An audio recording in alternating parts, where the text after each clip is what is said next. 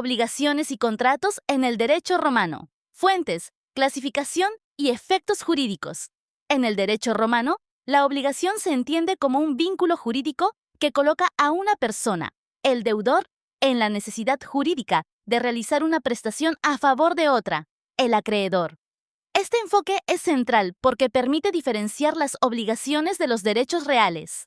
En un derecho real, el titular ejerce un poder sobre una cosa. En una obligación, el acreedor no tiene poder directo sobre la cosa, sino una pretensión frente a una persona determinada. Por eso se dice que la obligación es una relación personal. La estructura básica del vínculo obliga a identificar tres elementos: sujetos, objeto y efecto. Los sujetos son acreedor y deudor, definidos por su posición. El acreedor está facultado para exigir. El deudor está jurídicamente constreñido a cumplir.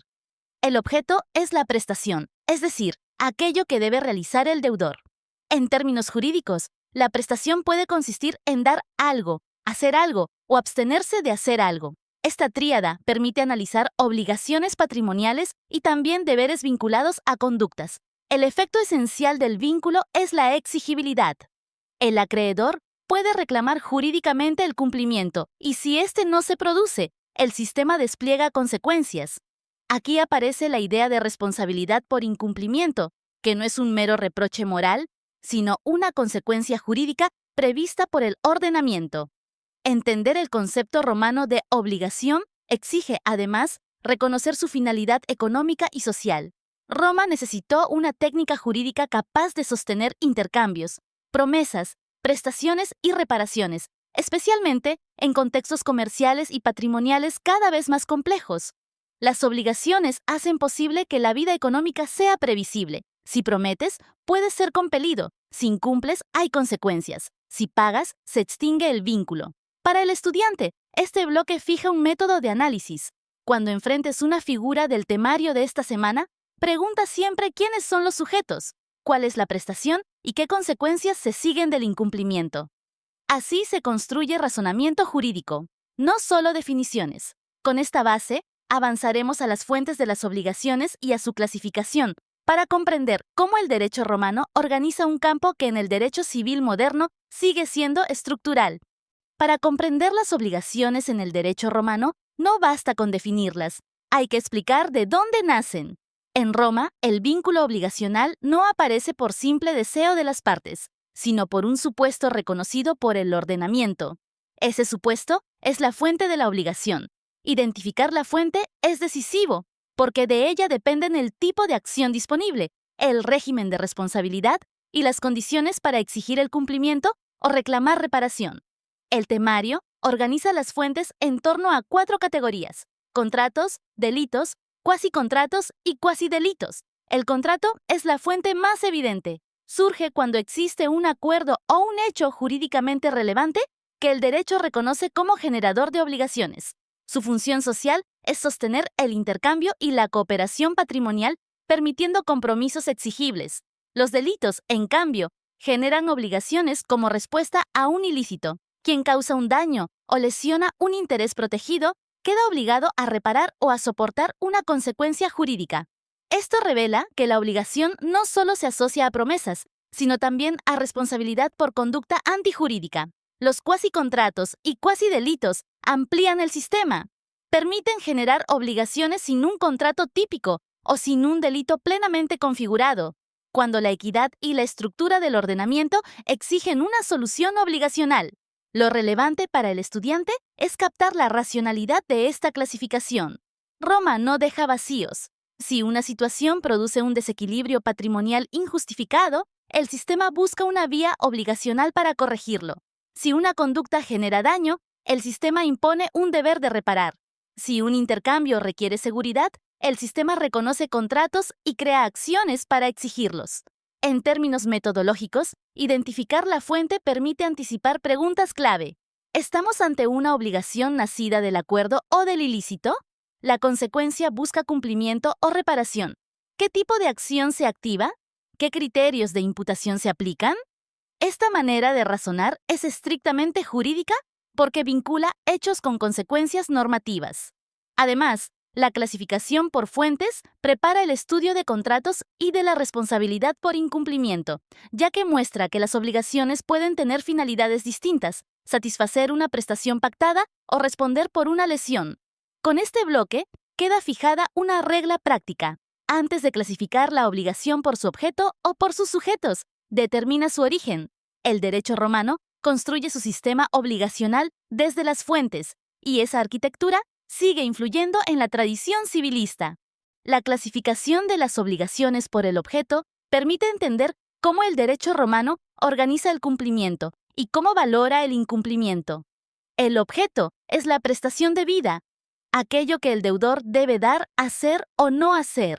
Según sus características, cambian las reglas para exigir cumplimiento, para dividir la prestación entre varios deudores o acreedores, o para determinar qué ocurre cuando la prestación se vuelve imposible. La primera distinción es entre obligaciones divisibles e indivisibles. Una obligación es divisible cuando la prestación puede fraccionarse sin alterar su naturaleza jurídica. Por ejemplo, una suma de dinero puede pagarse por partes. En cambio, es indivisible cuando su cumplimiento no admite fraccionamiento útil o jurídicamente relevante. En estos casos, el cumplimiento parcial no satisface el interés protegido y el sistema trata el incumplimiento de forma distinta. La segunda distinción es entre obligaciones genéricas y específicas. En la obligación genérica, la prestación se define por género. El deudor debe entregar una cosa de cierto tipo, sin individualizarla plenamente. En la específica, la cosa está individualizada desde el origen. Se debe esa cosa y no otra. Esta distinción es esencial para analizar imposibilidad y riesgo. En términos generales, si se debe un género, el cumplimiento es más flexible. Si se debe un individuo determinado, la pérdida puede extinguir la posibilidad de cumplimiento y activar reglas de responsabilidad. La tercera distinción es entre obligaciones alternativas y facultativas. En la alternativa, se deben varias prestaciones, pero se cumple con una. El objeto incluye opciones y la elección tiene efectos jurídicos sobre qué se exige. En la facultativa, en cambio, se debe una sola prestación, pero el deudor tiene la facultad de liberarse cumpliendo con otra. La diferencia no es terminológica, define qué puede exigir el acreedor y cómo se estructura la obligación. Para el estudiante, el valor de estas clasificaciones está en su función operativa. Permiten resolver problemas típicos como: ¿puede el acreedor exigir por partes? ¿Qué pasa si la cosa se pierde? ¿Quién decide entre opciones? ¿Qué se exige en juicio? Además, conectan con el incumplimiento. La mora y la responsabilidad se analizan según el objeto. Con esto, el derecho romano enseña técnica. Clasificar es determinar consecuencias. Si aprendes a identificar el tipo de objeto, podrás justificar el régimen aplicable sin memorizar respuestas aisladas. Además del objeto, las obligaciones se clasifican por la estructura de los sujetos, lo cual determina cómo se exige el cumplimiento y cómo se distribuye la responsabilidad. El punto de partida es reconocer que una obligación puede involucrar sujetos fijos o variables, uno o varios acreedores, uno o varios deudores, y combinaciones que el derecho regula con técnicas específicas. Cuando hablamos de obligaciones con sujeto variable, nos referimos a vínculos en los que la identidad del acreedor o del deudor puede cambiar conforme a reglas jurídicas, sin extinguir la obligación. Esto permite continuidad en el tráfico jurídico. El vínculo puede subsistir aunque varíe el titular, lo que introduce estabilidad patrimonial. En segundo lugar, las obligaciones correales o solidarias implican una estructura en la que varios sujetos están ligados de manera tal que el acreedor puede exigir el total a cualquiera de los deudores, o varios acreedores pueden reclamar en condiciones que el sistema reconoce como unitarias. La solidaridad no es una suma de partes, es un modo de asegurar la satisfacción del crédito, reforzando la posición del acreedor. Esta figura tiene una consecuencia práctica evidente: aumenta la garantía de cobro y facilita la exigibilidad. En contraste, las obligaciones mancomunadas distribuyen la prestación entre varios sujetos, de modo que cada deudor responde solo por su parte o cada acreedor puede exigir solo la cuota que le corresponde. Aquí el régimen protege una distribución más estricta, pero disminuye la fortaleza del crédito. Para el estudiante, el análisis debe centrarse en la consecuencia jurídica. ¿Puede el acreedor reclamar el total a uno solo o debe reclamar proporcionalmente? Esa respuesta depende de la estructura subjetiva. Además, estas clasificaciones inciden en el incumplimiento. Si un deudor solidario incumple, el acreedor puede acudir a otro. En mancomunidad, la falta de un deudor no se compensa automáticamente. En términos metodológicos, este bloque enseña que la obligación no es solo una deuda. Es una arquitectura de sujetos que define estrategia jurídica, acción procesal y distribución de riesgo. Comprenderlo permite leer casos con precisión y evita errores típicos en evaluaciones, como confundir solidaridad con mancomunidad o pensar que varias personas siempre implican división. En el derecho romano, la estructura subjetiva es una elección jurídica con efectos prácticos y procesales, y esa lógica permanece en la tradición civilista actual. El derecho romano no trata todas las obligaciones del mismo modo, aun cuando externamente parezcan similares. Por eso, el temario incluye una clasificación por la naturaleza del vínculo, que se refiere al grado de exigibilidad y al criterio de interpretación aplicable. En primer lugar, la distinción entre obligaciones civiles y naturales. Las obligaciones civiles son plenamente exigibles. El acreedor cuenta con acciones para reclamar cumplimiento o consecuencias por incumplimiento. Las obligaciones naturales, en cambio, no otorgan acción para exigir, pero conservan relevancia jurídica en ciertos efectos.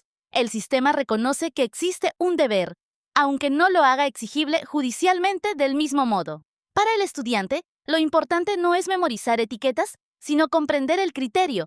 El derecho puede reconocer deberes que, por razones del sistema, no se convierten en pretensión procesal plena.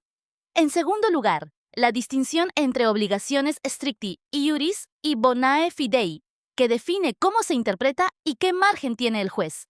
En las obligaciones stricti iuris, el contenido se aplica estrictamente conforme a lo estipulado o previsto.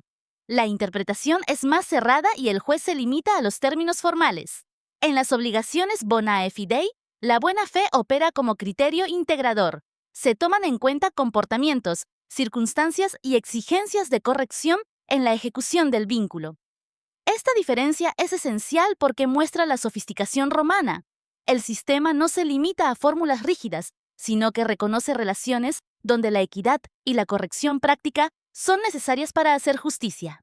Además, esta clasificación se conecta con el incumplimiento. En un vínculo de buena fe, el análisis de la conducta del deudor y del acreedor es más amplio. Para la formación jurídica, este bloque enseña una lección metodológica. El derecho no solo pregunta ¿qué se debe?, también pregunta ¿cómo se debe ejecutar? ¿Y con qué estándar se evalúa la conducta? Al introducir stricti iuris y bonae fidei, Roma ofrece un antecedente directo de la interpretación contractual moderna y del papel de la buena fe como principio estructural. Con esto, el estudiante comprende que la obligación es una categoría con capas. Su exigibilidad y su interpretación dependen de su naturaleza, y esa naturaleza condiciona el resultado jurídico ante controversias. Para completar el estudio de obligaciones en esta semana, necesitamos cerrar el sistema con 3 operaciones jurídicas. ¿Qué ocurre cuando se incumple? ¿Cómo puede transmitirse la obligación? ¿Y de qué modo se extingue? El incumplimiento no es un concepto moral, es una categoría jurídica que activa consecuencias. En Roma, el análisis del incumplimiento se relaciona con la mora y con la responsabilidad. La mora expresa el retraso jurídicamente relevante en el cumplimiento y permite al acreedor exigir consecuencias adicionales o activar acciones. La responsabilidad, por su parte, conecta el incumplimiento con la obligación de reparar, cumplir por equivalente o soportar una consecuencia prevista por el ordenamiento.